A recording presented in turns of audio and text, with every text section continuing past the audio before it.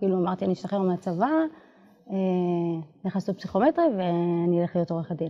אולי זה גם מה שהסביבה אמרה לי, שכאילו, שזה מה שנדרש. כאילו, יש לך ציונים, יש לך פסיכומטרי, יש לך ראש, לכי תלמדי, לכי תעשי משהו עם מה שיש לך ועם הכישורים שלך. ואמרתי, מה אני רוצה? מה אני רוצה מהחיים? מה אני מצפה מעצמי? מה אני רוצה להיות בעבור המשפחה שלי? מי אני רוצה להיות? ובסוף הגעתי למסקנה שאני בן אדם הכי מאושר כשאני עושה מה שאני אוהב. מה שאני אוהבת, וזה באמת מה שאני אוהבת. וכל הזמן מסתכלים עליי ואומרים לי, באמת רואים שאת נהנית, את באה בעצמך וטוב לך.